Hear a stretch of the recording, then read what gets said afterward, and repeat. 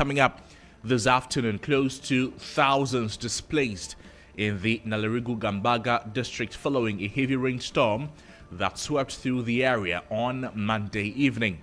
Plus, Minority Leader Alexander Afenyo-Markin accuses the Economic and Organized Crime Office, EOCO, of politically motivated actions targeted at loyalists of the opposition, the NPP. We have details of these stories and a lot more coming to you shortly. Please stay with us.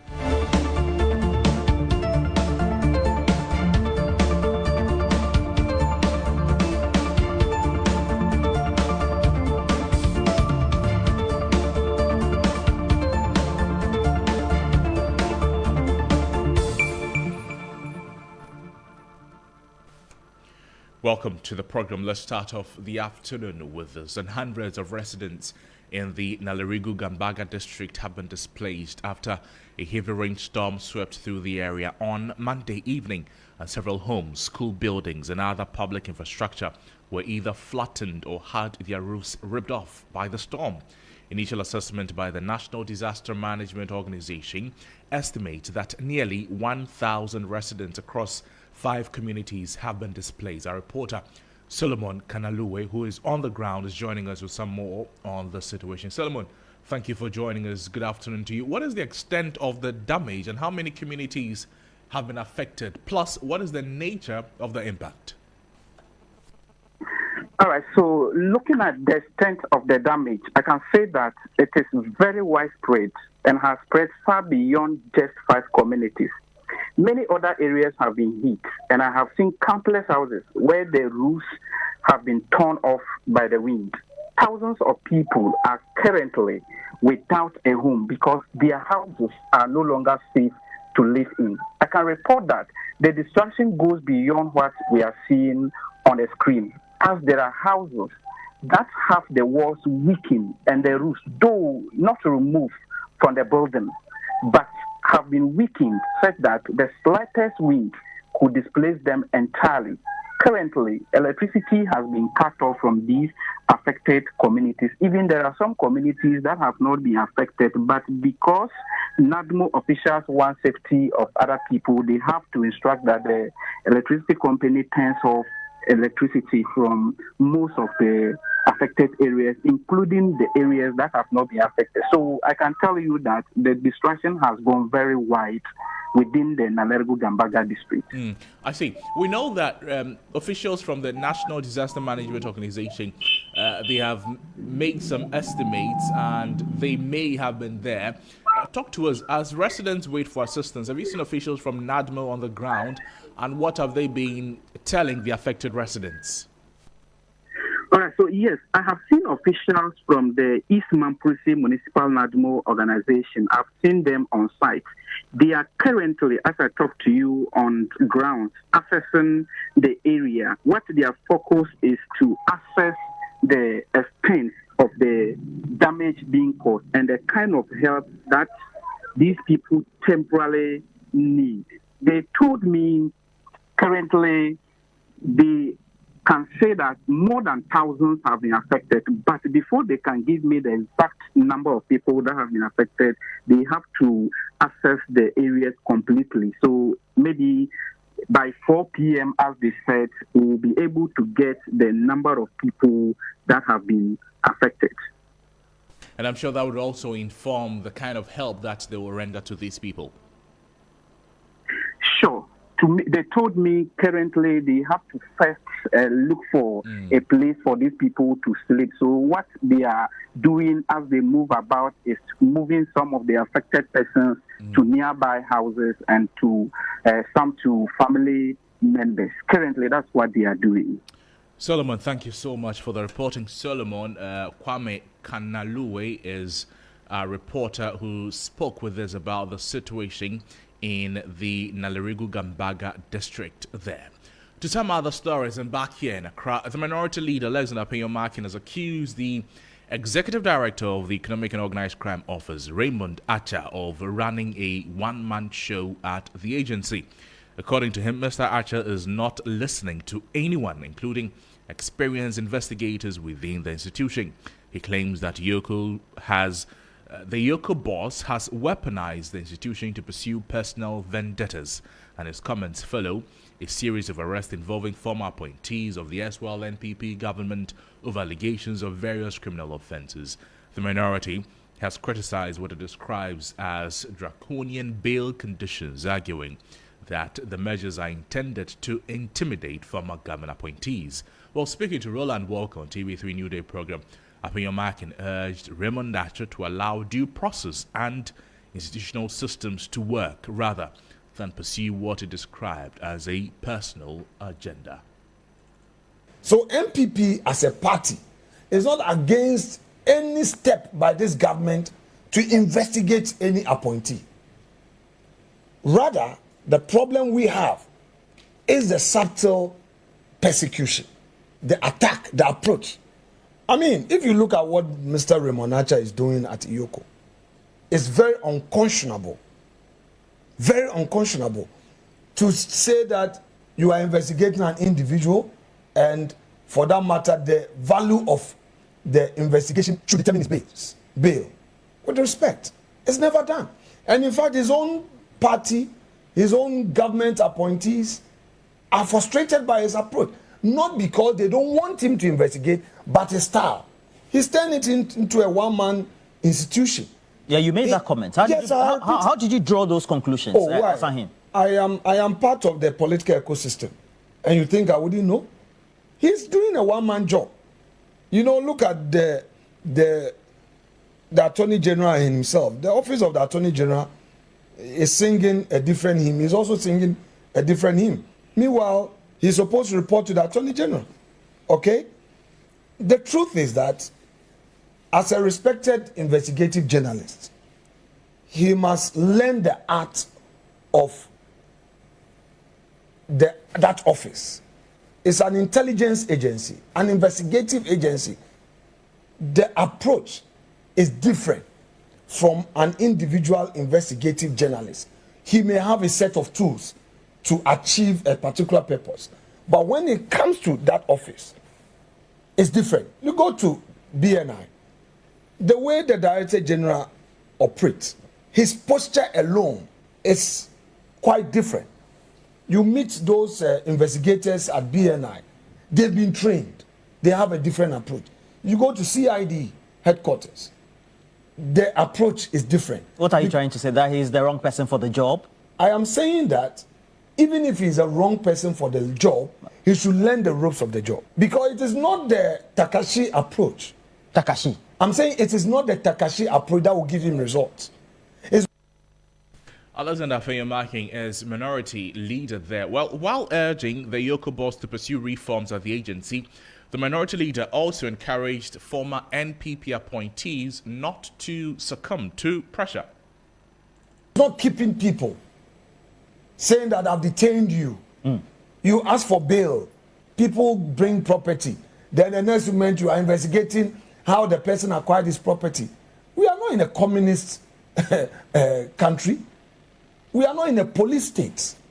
Ghana is a democracy. So I have a lot of respect for him, but I would also want to encourage him that he should allow systems to work.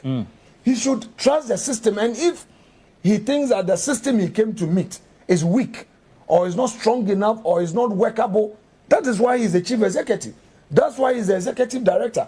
He should pursue reforms. But he cannot be too individualistic and take certain decisions. I have stopped calling him. I won't call. And I told my colleagues, I don't be calling him. You used to call him? Of course, in the initial stages, in the early days, I won't call him. And in fact, left with me alone. When he imposes those onerous bail conditions, don't go and give him the property. Leave him.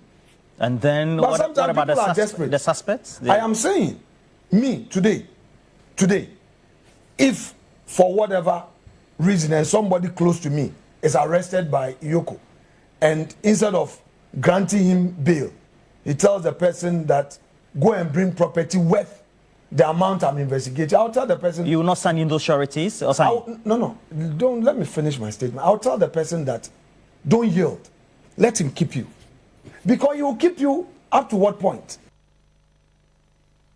Alexander Afenyo-Markin speaking there. Now, month of military raids, dozens of excavators seized, millions spent on the fight against Galamsey. And yet, the Ankobra River still runs brown.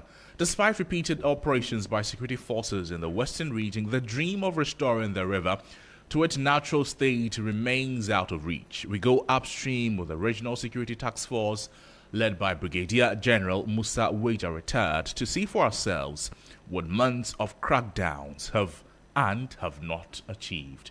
Erama Smith has details in a report that will be available to you in a few minutes. This is still the midday news here on 3FM 92.7, also live on all our social media platforms at 3FM 927. Let's bring you the story about mothers, because mothers who deliver at the Continental Government Hospital in the Patriotic District will no longer have to endure a painful experience of lying on hospital floors due to congestion at the maternity ward. This follows the handing over of a newly renovated and expanded maternity ward facility aimed at improving maternal and child health care delivery while easing pressure on the hospital's limited infrastructure. There's more in this report. For years, the maternity ward at the Continental Government Hospital struggled with inadequate bed capacity, forcing some new mothers to sleep on the floor after delivery. Hospital authorities say the situation not only affected the comfort and dignity of patients, but also placed enormous pressure on healthcare workers. It's challenging both for the mother first and the health worker. The mother, because she's just delivered, and if you have her being on the ground, it's a bit of a challenge. She will have to undergo CS and a whole lot. So that's, in that instance, it's not good for their health. And then for the health workers to having to nurse a patient on the floor, their back pain issues and all those things, it doesn't go well. And you can also send them away because she has just delivered. So we have to find every means available to take care of them. And so that is done on the floor. The maternity ward previously operated with less than 10 beds, far below the growing demand of maternal healthcare services in the Patriotic District. In a bid to bridge the healthcare gap and improve maternal care, Member of Parliament for Busumtwi and former Minister of Education, Dr. Yaose Dutum, has expanded the maternity ward with 12 additional beds. The lawmaker says the intervention became necessary after witnessing the difficult conditions under which nurses and mothers operated at the facility. Healthcare is something that we all have to pay close attention to, and especially maternal care. We want to eliminate maternal mortality or reduce it to the barest minimum in Bosomtwe. So the number of beds there were very limited, about 8 or so. So I decided to add 12 more. So that when it comes to delivery, when they come here, there will be a place for them to deliver, and they will not deliver on the floor, or they will not be turned away. Management of the hospital believes the expanded maternity ward will significantly improve maternal health care outcomes by providing mothers with safer and more comfortable post-delivery care. The intervention is also expected to ease congestion, improve the working condition of health professionals, and restore dignity to mothers seeking health care at the Continental Government Hospital. A report by my colleague Ibrahim Abubakar there.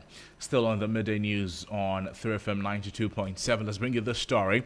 Government will roll out the Big Push dashboard to showcase updated roads constructed under the flagship Big Push agenda.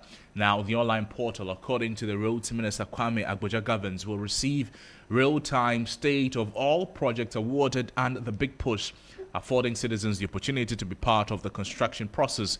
Meanwhile, the first Big Push road project, the Takrade-Aguna Road, is expected to be commissioned in 2 months, a year clear of schedule. It's almost there. We also started there. Over. Okay. The final yes, cycle. Yes. Okay. 2 teams. One is starting from the end, and the one is starting from. Oh, okay. When were you supposed to finish originally? Next year, 27, I think July, March. March 20. March 20. So you are almost going to be almost a year ahead, Yes. simply because this has been made a Big Push project and payment has been Regular. because The reason it almost stalled when was it 78 million? $78 million was raised as a cumulative 4 certificates, and not one cedi or $1 was paid. And it nearly stalled the project because it nearly probably made the contractor bankrupt, because that was almost all facilities they took. And the President Mahama decided that let this be big push. The good news is that the contractor is very patriotic, determined to get this project completed. And I think Western region will be blessed to have this project completed. The difficulty now is for me to find something else. What we are also planning to do is that the country must know good news like this. So shortly, the Big Push dashboard will go live, where wherever you are, you can see which projects in which regions and what percentage of work has been done by anybody. So we don't have to come to site to hear that 20%, 5% have been done. Before the end of the year, the Big Push dashboard will be live. It will be a monthly installment of what has happened on every side. It will change every month, and I think this is a very good news. And just for your team and the consultant complaint. The Roads and Highways Minister Kwame Agboja governs there. Let's take you out of Accra and visit the northern part of the country, because the Tamale Metropolitan Assembly in the northern region has held its maiden town hall meeting outlining plans covering infrastructure, agriculture, education and youth employment as part of efforts to improve transparency and strengthen public participation in governance. Speaking at the Assembly's 2026 Town Hall meeting, Mayor of the Tamale Metropolitan Assembly, Adam Bubakari Tokoro, emphasized that the engagement was designed to enhance accountability, deepen citizen engagement, and enable residents to track government projects and policies within their communities. According to him, the past 1 year has seen the Assembly witness unprecedented local-level development initiatives. Christopher Mwako is in the area. He sat through the engagement. He's joining us with some more update. Chris, thank you for joining us. How has the Assembly fared in terms of development interventions over the past year? Yes, so Crosby, we've seen some development interventions when it comes to road infrastructure in the area of agric, in the area of education and health. And according to the mayor of Tamale, that initiative that the Assembly adopted is to enhance infrastructure development so that, first of all, they will take schools under trees in the metropolis. They will be able to make healthcare accessible to the people with the construction of some church compounds in the metropolis. He's also indicated that it is important for the chiefs and people of Tamale to actually know what the Assembly has been doing over the past 1 year, and the need for them to appreciate that the Assembly is poised on ensuring development in the area. Let's take a listen to what the mayor of Tamale has been saying. And furnishing of one number 3 unit classroom block with facilities at the Loyalists and the Common Fund. Review. Management received these releases from the Common Fund Administrator in respect of fourth quarter 2025 as stated below. 2025 this Assembly Common Fund fourth quarter 6,243,000. The Assembly internal revenue projection for 2026 is 5,792,514 Ghana cedi. Our revenue mobilization data as at the end of the first quarter 2026 indicate that the Assembly has generated a total amount of 1,361,145 Ghana cedi, 84 pesos. This represents only 25% of the annual target. Christopher Mwako, the voice we just heard outlining some of the achievements, if you like, that the Assembly has made over the period that has been spoken about. What more will you add to this? And when you're done with that, we know that the Tamale water crisis is one critical gap, which the mayor has been working on. How is the situation now? Yes, so because if you look at the Tamale metropolis, I would say that over the past 1 year, I have followed the assembly in its developmental intervention, talk about the constructions of the various infrastructure springing up. I would say that yes, some infrastructure facilities are springing up in the metropolis. And the mayor has indicated that it is in a way of bridging the developmental gap. But the water crisis is something that, as we speak, some pumps have been bought because the only pump was bought around the 1972s. And so some 3 additional pumps have been added. And so areas that hitherto were not getting water flowing through their taps are beginning to see water flow through their taps. But it is on a rationing base. And so the people are hoping that the promise made by John Dramani Mahama that the Tamale Water Project will commence and the Tamale water crisis will be a thing of the past. They are only hoping that this will see the light of day. But for now, things are beginning to get better when it comes to the water supply. Unfortunately for the residents, we are just about entering the rainy season, and so during this time, the demand for water from the Ghana Water Company is not that much, except for institutions. I see. Christopher, thank you so much for joining us with those updates. Christopher Marco speaking to us from Tamale there. Now to the OT region, where the implementation of government's flagship program, the Free Primary Healthcare Initiative, has commenced in the OT region following a regional launch of the program in Dambai. The Minister of Health, Kwabena Kando, said all 9 districts and municipalities in the region will benefit from the initiative immediately, adding that government is committed to bringing health care much more closer to Ghanaians regardless of their location. The launch of the Free Primary Healthcare Initiative in the OT region was preceded a series of engagements led by the Minister of Health, Kwabena Akando. At a Debar of Chiefs and stakeholders on Saturday, the OT Regional Minister, John Japonkujo, said the introduction of the program is timely and addresses the access gap that existed between communities and healthcare in the region. The OT region, like many developing regions, continues to face challenges in healthcare accessibility, especially within our rural and hard-to-reach communities. For many families, the cost of seeking health care at the early stages of illness has often delayed treatment and worsened health outcomes.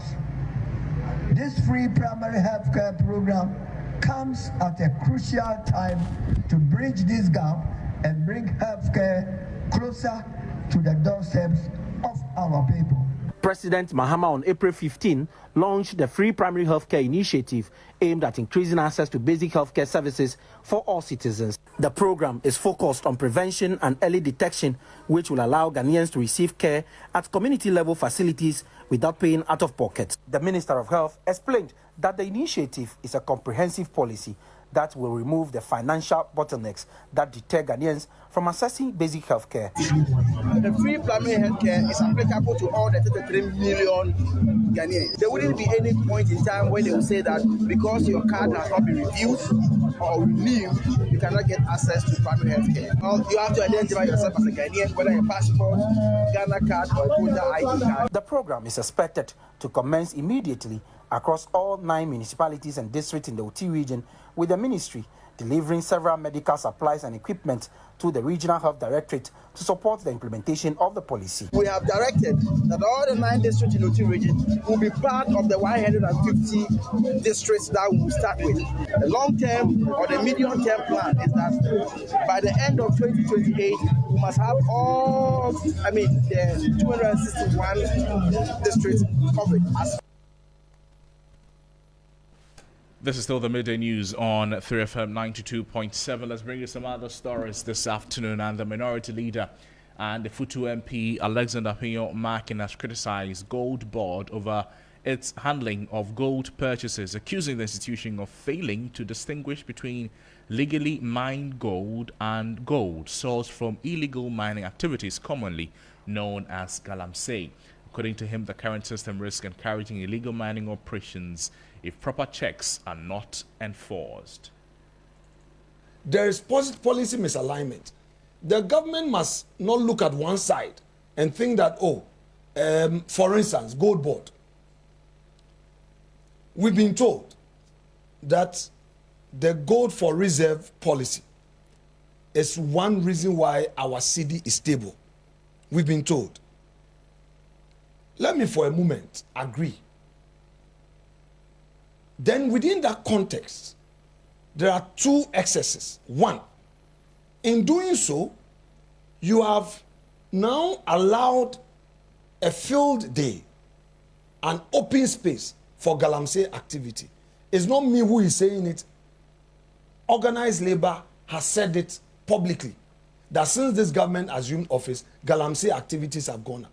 Because Gold Board is not making a distinction between regularly mined gold and gold coming from launch of the free primary health. Because if they give money to the aggregators, they get onto the market and they buy any gold they get. The second bit is that Gold Board is buying the gold at a discounted price from the miner and selling it at the world market price.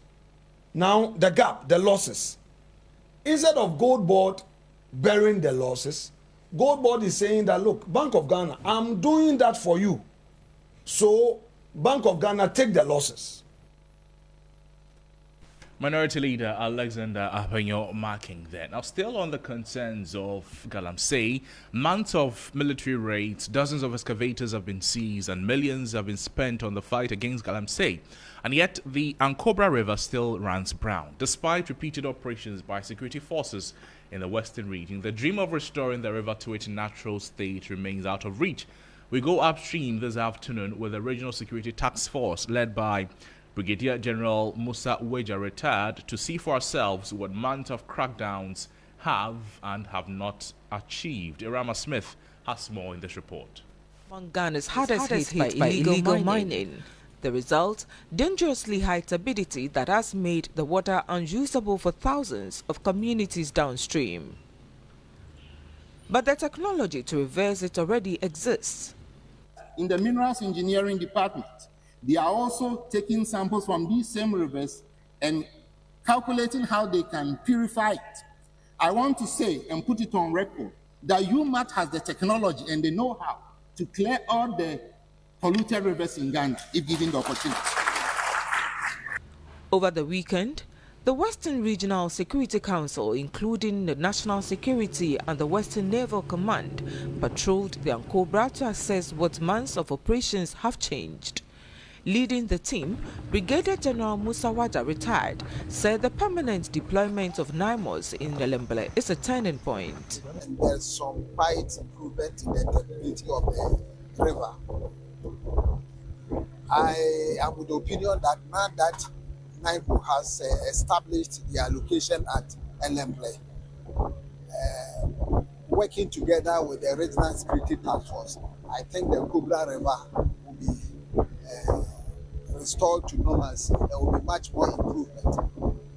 Except the only thing is that there is the need for constant patrolling on the river. The improvement is visible, but only on the surface. Illegal miners have abandoned direct river dredging. Instead, they've dug long water holes connected to pumping machines on the banks. After extraction, the toxic wastewater flows straight back into the river, undoing any... Because of the water that they use in the operation, they always pump the water to the various site and then return the water that have been used to wash the soil. Irama Smith ending that report there. That's how we draw the curtains on the midday news on 3FM 92.7. I'm Noble Crosby Annan. Business News is up next. Have a great afternoon. Bye-bye.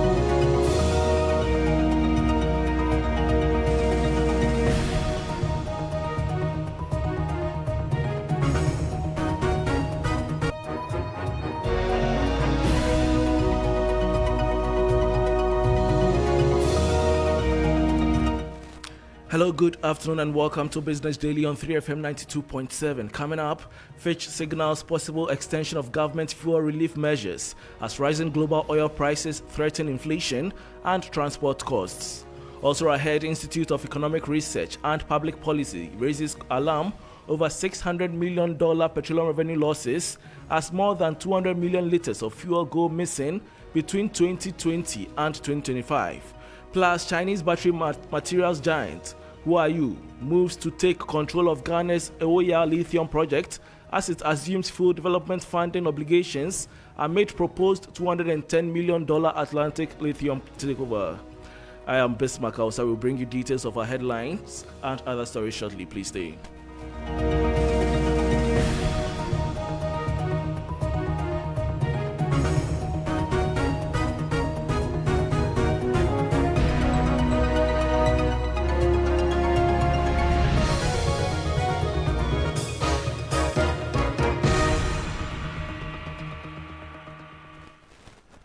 Thanks for your company. Now to the details. International ratings agency Fitch Ratings is projecting that government may extend temporary fuel relief measures introduced last month to cushion consumers against rising petroleum costs.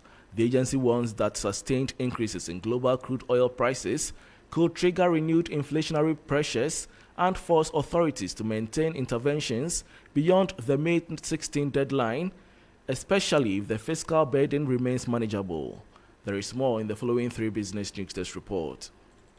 According to Fitch, the intervention may continue if the monthly fiscal cost remains below 0.1% of GDP and can be offset by savings in other areas. Government in April began absorbing 2 cedis per litre on diesel and 36 pesos on petrol following sharp increases in global crude oil prices. The temporary policy is expected to expire on May 16, but Fitch believes authorities may be compelled to maintain the relief to prevent rising fuel costs from worsening inflation. Crude oil prices have climbed again on the international market, with Brent crude hovering around $105 per barrel amid geopolitical tensions involving the United States and Iran. Meanwhile, petroleum prices are expected to be reviewed again from May 16, with indications of further increases in petrol, diesel and LPG prices. Fitch also upgraded Ghana's long-term foreign currency issuer default rating from B- to B with a positive outlook, citing stronger economic growth, fiscal consolidation and improved external balances. The agency projects Ghana's economy will record average growth of 5% through 2027, supported by gold exports, easing inflation and improving consumer confidence. And that was a 3 Business News Desk report on Fitch Ratings signaling possible extension of government fuel relief measures as rising global oil prices threaten inflation and transport. Still on the petroleum sector, the Institute of Economic Research and Public Policy, IERPP, is warning that Ghana's fragile fiscal recovery could be undermined by massive revenue leakages in the petroleum sector, following claims that more than 200 million litres of fuel cannot be accounted for between 2020 and 2025. The institute says the missing fuel volumes may have cost the state over 600 million cedis in lost tax revenue, despite improvements in overall tax collection performance over the past 5 years. The following 3 Business News Desk report has the details. In a statement signed by its executive director, Professor Isaac Boidi, the institute cited findings from petroleum sector reports, industry groups and oversight institutions, including PIAC, pointing to persistent weaknesses in fuel monitoring and distribution systems. The IERPP says weak controls at the ports and across the petroleum supply chain continue to create opportunities for losses and questioned why real-time monitoring systems previously introduced are allegedly no longer functioning effectively. The institute also noted that although Ghana Revenue Authority GRA collections rose strongly from 43.9 billion cedis in 2019 to 153.6 billion cedis in 2024, structural inefficiencies continue to affect indirect tax performance and domestic revenue mobilization.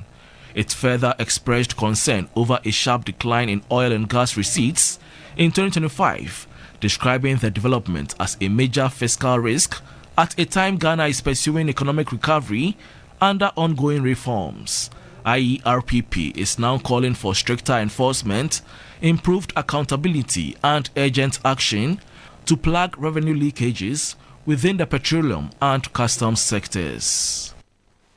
And that was a 3 Business News report on the Institute of Economic Research and Public Policy, IERPP, raising alarm over 600 million cedis petroleum revenue losses as more than 200 million liters of fuel go missing between 2020 and 2025.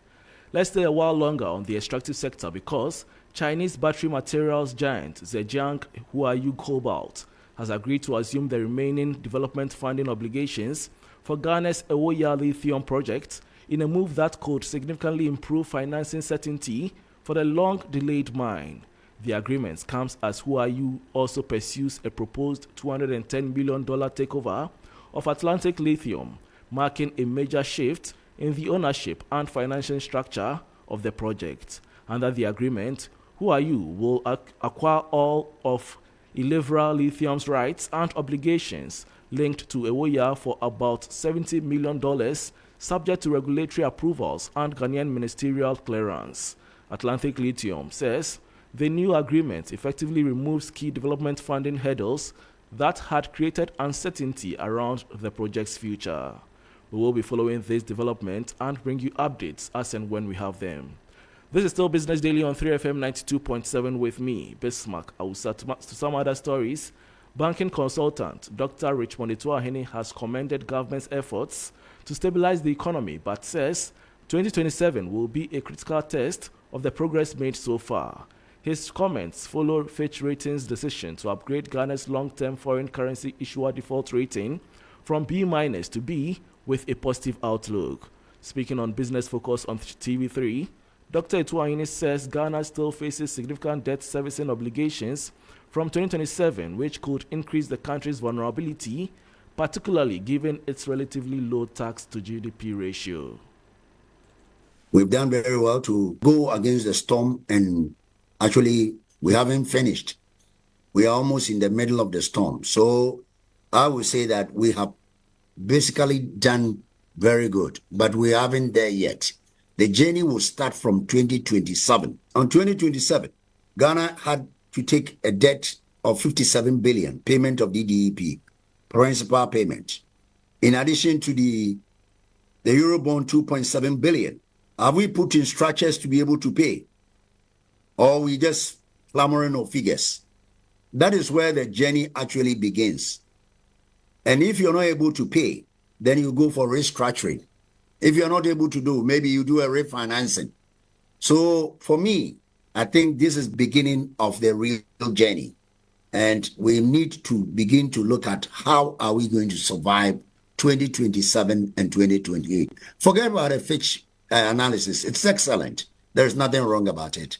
But the real journey, as I've told you, is 2027, 2028. And that was banking consultant Dr. Richmond Etuahene. Meanwhile, financial economist Dr. Eric Boakye-Yadom believes government must proceed cautiously in any attempt to return to the international capital market despite the upgrade by Fitch Ratings. Speaking on Business Focus, he stressed that priority should instead be placed on addressing major domestic revenue leakages to strengthen the country's fiscal position. Some few years ago, when we had conversations on revenue assurance and the fact that there are some bodies that are doing things to improve, to watch over, especially in our ports, in terms of revenue collections, to be able to minimize leakages.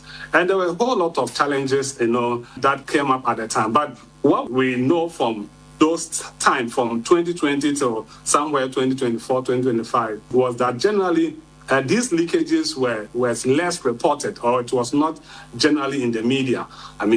But now if you are beginning to see 200 million liters resulting to about 600 billion Ghana cedis of possible fuel revenue and also tax revenue getting missing, then it means that possibly we may have to revisit the conversation of having a third eye, looking at what NPA platforms, the ERDMs, and the ICOM system that are doing, because these systems are still there, and we are still reporting revenue leakages in our ports and all those areas.